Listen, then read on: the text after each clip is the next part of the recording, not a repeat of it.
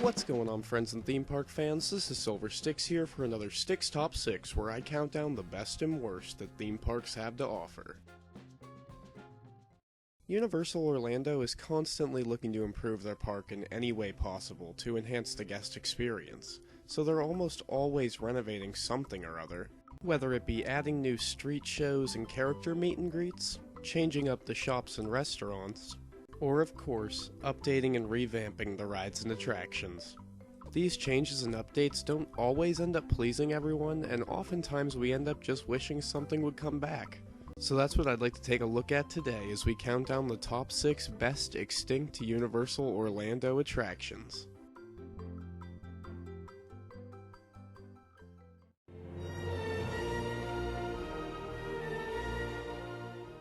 To start off our list today, in the spirit of going back in time to look at these defunct attractions, we have Back to the Future the Ride. This was opened on May 2nd, 1991 and was eventually closed on March 30th, 2007 to make way for the Simpsons ride, which admittedly is one of my favorites in the park to this day. But frankly, Back to the Future had a certain charm to it that just simply couldn't be matched. I understand having to update properties eventually, but man, those who remember just know how great this ride was. The plot of the ride occurs after the third movie and has Doc Brown and his Institute of Future Technology enlisting the help of the visitors to use his new 8-seater DeLorean while he heads back to 2015 to make sure everything went smoothly. Unfortunately, Biff stows away on one of the DeLoreans, and it sets up a giant chase through time. You end up passing through 2015 Hill Valley, of course, but also the Ice Age and prehistoric periods as well. The ride had a ton of energy and felt incredibly original, and it's super sad to see it gone today. However, you can still visit the original DeLorean right next to the Simpsons ride to this day as a nice tribute to an amazing attraction.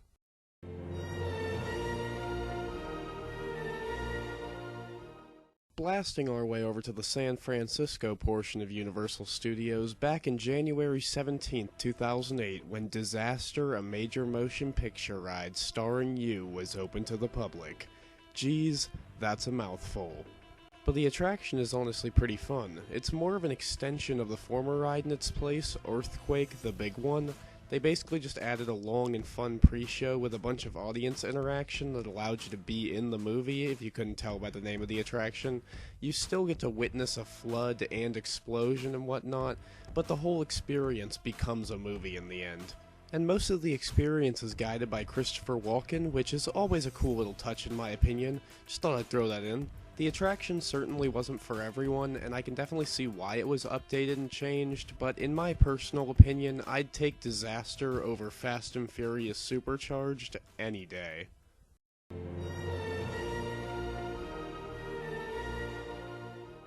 Explosions, screens, props, animatronics, live actors, one of the best movies of all time, Arnold Schwarzenegger. That's right, I'm talking about T2 3D Battle Across Time, sucker. This show was awesome. It opened up on April 27th, 1996, and I'm still mad at its closure on October 8th, 2017. They still haven't opened anything new or said anything really about it, at least at the time of recording this, so come on Universal, you're kind of breaking my heart here. But anyway, back on track.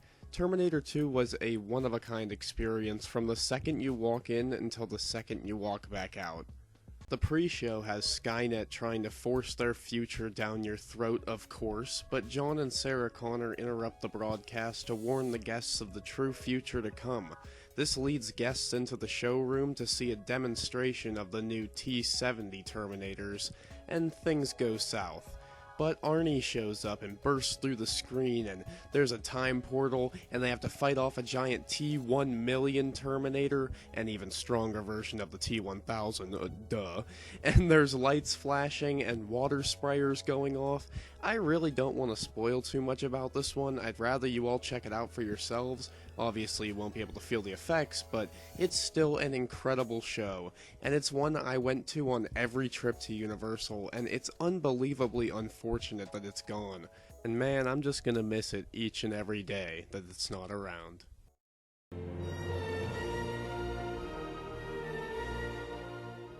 Heading back through our time machine and swimming over to Amity Island, we'll be able to jump on a ship and take a trip through Jaws. This attraction opened alongside the park on June 7th, 1990. Man, what happened to all these cool physical attractions? This ride was so creative. If you somehow haven't seen it, the Jaws ride took you around Amity Island on a ship with a skipper like the Jungle Cruise at Disney, except your boat is attacked throughout the ride by a giant shark who I don't recall ever being referred to as Jaws in the movie, maybe in sequels, I don't really remember, but for the sake of easiness we'll just say Jaws is attacking your boat throughout your journey.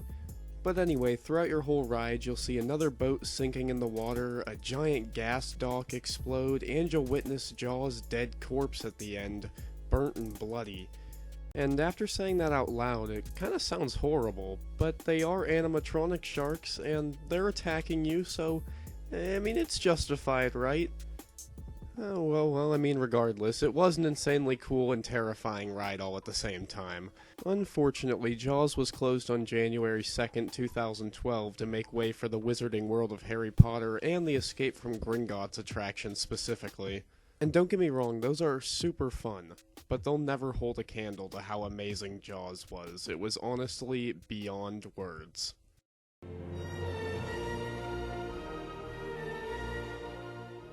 Soaring over to the New York section of the park on May 4th, 1998, we had Twister Ride It Out, which, similar to Disaster, was more of a way to show off impressive special effects than a ride, but I loved it. I may be biased because I've loved the movie Twister since I was a little kid. It's one of my all-time favorites, so being able to, even in just the slightest way, feel like I could experience being in the film for myself, that to me was awesome. You would start the experience off before even entering the soundstage by passing by the Dorothy, the weather machine from the movie, and other cool props like the Wakita sign and a destroyed tractor. Once you enter the stage, it's designed to look like a house completely demolished by a twister, and it looks insanely realistic. I always got a weird rush of nervousness and excitement every time I was in there. But from here, you see a video of Bill Paxton and Helen Hunt explaining their experience on the set of the film and an idea of what's to come for you. The doors open up and you head into this almost dugout area where you view a set that looks like it's straight out of the movie. There's literally a drive-in theater and all. It's like the perfect Twister location. And from here you witness everything. Powerful winds, twisters of all sizes, fires, explosions, and even a cow flying past you. The entire attraction was incredible, to say the least. Sadly, the day the doors closed on this one was November 2nd, 2015, to make way for Race Through New York with Jimmy Fallon, which I will just say I'm not a huge fan of. Twister Ride It Out may not have been an actual ride itself, but it had a ton of character and a ton of class, and it will forever be missed.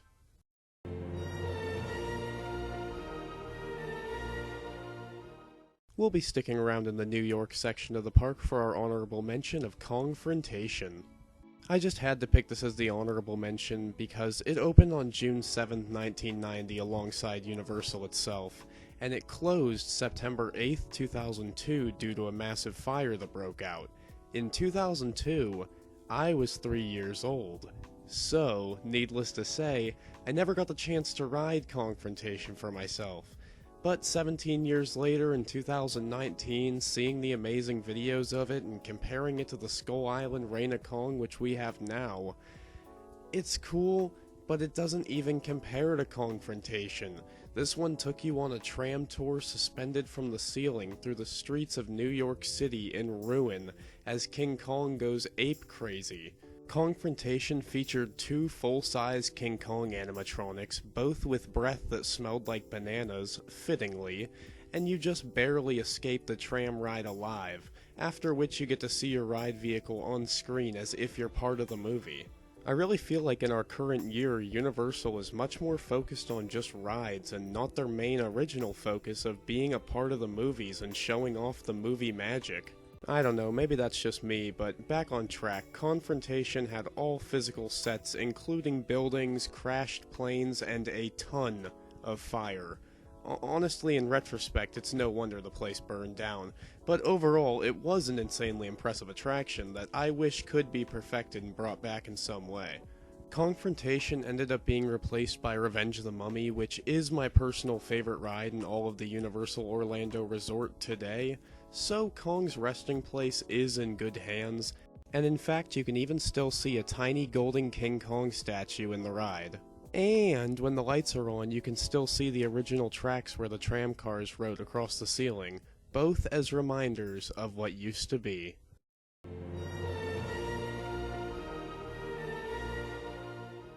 Alrighty, at long last, the number one spot goes easily to Jimmy Neutron's Nicktoons Blast, without a doubt.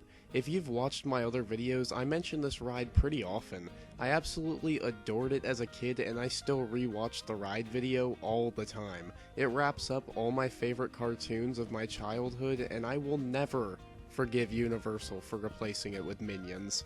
I know Minions are popular with the new generation of kids, but man, Jimmy Neutron was beyond cool.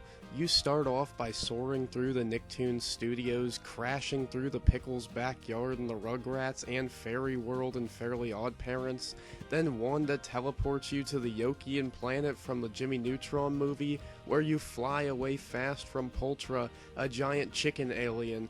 You end up hyperspeeding back to the Nicktoons studio where you plunge into Bikini Bottom from SpongeBob SquarePants, of course, and finally you come crashing back into Jimmy Neutron's lab to put an end to Ooblar, who's another alien from Jimmy Neutron. Honestly, explaining it all sounds crazy and weird, and especially if you haven't watched these shows, you're probably like, what is he even talking about? But I swear, it was a one-of-a-kind attraction. It was amazing. There is a huge chance I could be hugely biased because Nicktoons were literally my entire childhood, but I personally do think Jimmy Neutron's Nicktoons Blast easily takes the number one spot as the best extinct attraction at Universal Studios. Cough cough, Universal, bring it back.